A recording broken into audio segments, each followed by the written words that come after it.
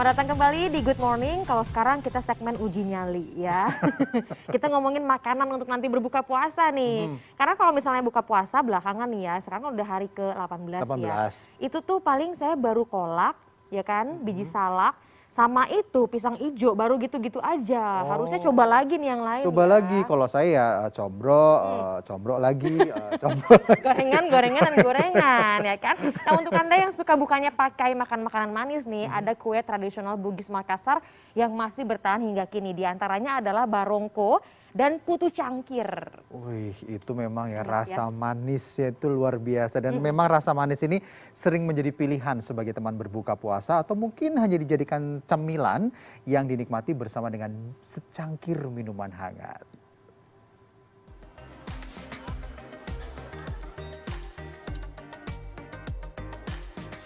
Barongko, kue tradisional Bugis Makassar ini biasanya ditemui saat acara pernikahan atau acara besar lainnya.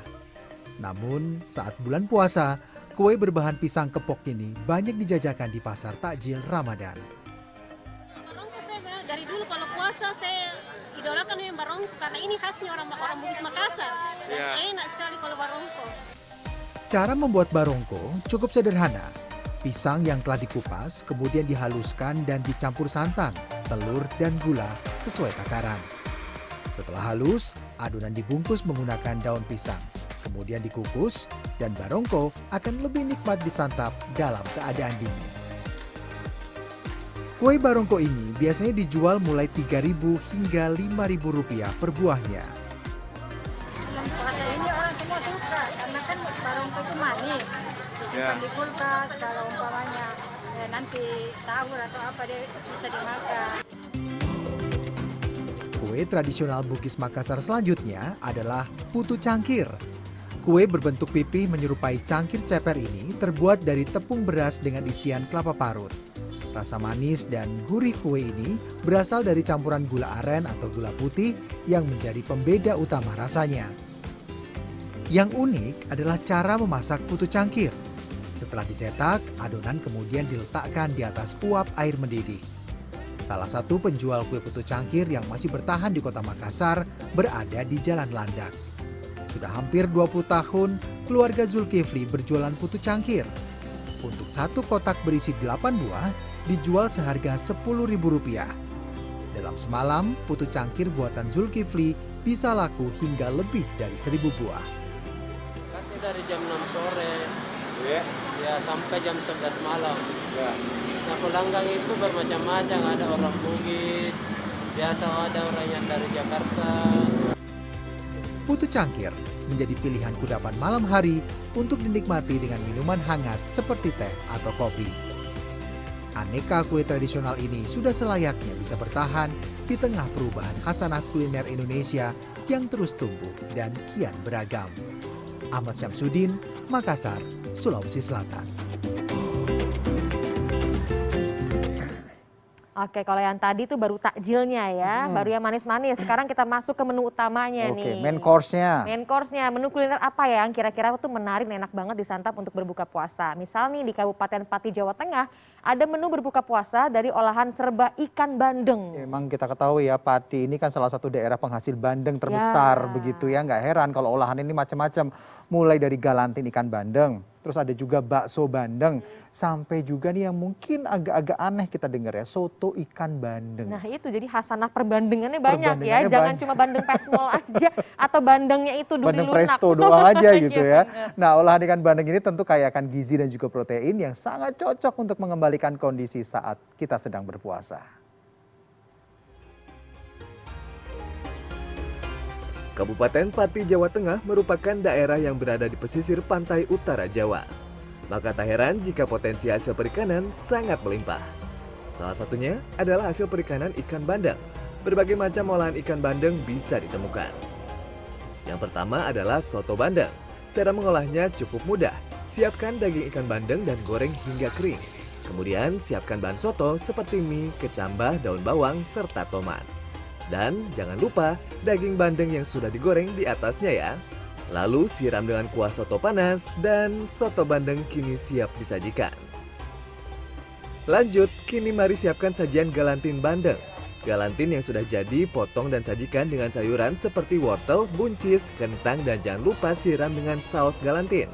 Selain soto dan galantin bandeng, kedai ini juga menjual bakso bandeng instan yang siap disajikan untuk menu berbuka puasa.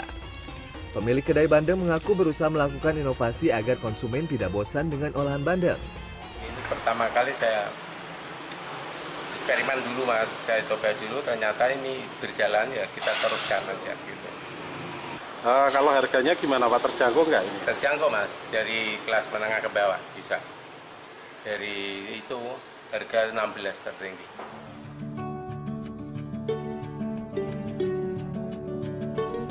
Dari Semarang, saya ajak Anda menuju kota pesisir di sisi timur Jawa. Gresik, salah satu kota dengan hasil perikanan ikan bandeng yang tak kalah melimpah. Di kota santri ini, bandeng bakar daun pisang jadi salah satu kuliner tradisional yang menjadi buruan saat Ramadan. Perpaduan bandeng segar tanpa duri, nasi putih hangat, dan sambal cobek khas Bawean menghadirkan cita rasa yang menggoda selera. Proses pengolahan bandeng bakar daun pisang menggunakan bumbu warisan keluarga khas Pulau Bawean yang berada di sisi utara Gresik. Olahan bandeng bakar ini memiliki sensasi rasa manis, pedas, dan segar. Untuk berbuka puasa, seporsi bandeng bakar daun pisang cukup dijual Rp39.000. Tim Liputan CNN Indonesia. Nah mungkin juga biar nggak bosen-bosen gitu ya kita menikmati hidangan yang itu aja. Ada kalanya kita suka merasa males masak atau apa. Yang paling gampang tuh buka puasa tuh pakai buah sebenarnya kan. Tuh udah segala macam banyak sekali ya, proteinnya ada, vitaminnya ada, bahkan ada yang punya karbo juga. Bener, mineral juga lengkap. Nah mungkin bagi Anda yang pecinta buah segar dan kerap menyajikannya sebagai menu berbuka puasa, mungkin Anda wajib mencoba yang namanya belimbing madu khas Tuban, Jawa Timur. Karena memang rasanya tuh manis, terus kemudian aromanya tuh harum, serta dagingnya tuh lembut banget. Aduh mantep, karena biasanya kalau belimbing itu ada juga yang keras ya, garing banget sama gitu asem ya. kan kadang-kadang kan. Betul, tapi ini selanjutnya kalau Anda menyukai olahan buah untuk dijadikan minuman saat berbuka, coba deh icip-icip minuman sari buah nanas. Waduh langsung dreng banget tuh ya, semangat banget tuh. Dan ini favoritnya warga Kediri, ini informasinya.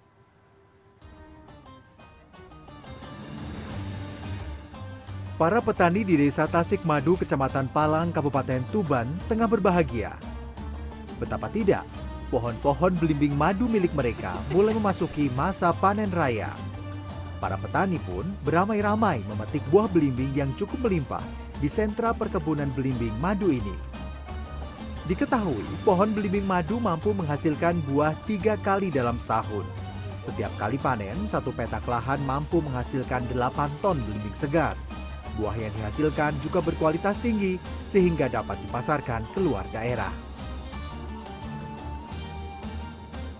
Ini dipasarkan kemana saja Pak? Surabaya, Babat, Semarang.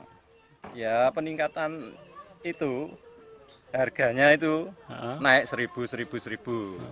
Dari mulai 10 sampai 13 ya. Sekarang 13. Belimbing madu memiliki cita rasa khas manis, aroma yang harum, serta tekstur daging buahnya yang lembut. Ketiga keunggulan ini yang membuat belimbing madu banyak diburu orang sebagai kudapan berbuka puasa. Selain disantap langsung, buah juga bisa diolah menjadi minuman yang tepat saat berbuka. Ada nih minuman olahan dari buah nanas yang sangat digemari oleh warga Kediri. Inilah minuman sari buah nanas khas Kediri.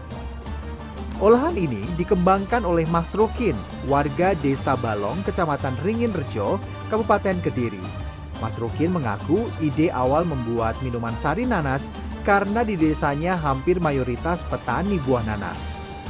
Meski sempat mengalami penurunan produksi yang cukup drastis saat pandemi, perlahan peningkatan mulai terjadi memasuki bulan Ramadan tahun ini. Alhamdulillah untuk bulan Ramadan ini setiap Ramadan itu minimal 2000 karton sampai 3000 karton. Tapi selama pandemi kita turun drastis. Ini baru mulai Lebaran ini. Untuk produksinya setiap hari kurang lebih antara 70 sampai 80 karton. Untuk mendapatkan sari buah nanas yang segar dan lezat, bahan baku yang dipakai harus dari nanas segar. Proses pembuatannya juga higienis, mulai dari pengupasan, pemasakan, pemerasan, hingga sari buah nanas dikemas dan siap dipasarkan. Tim Liputan CNN Indonesia.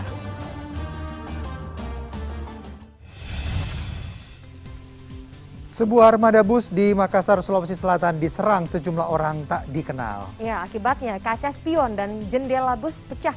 Para penumpangnya pun histeris. Informasi lengkapnya usai jeda di Good Morning.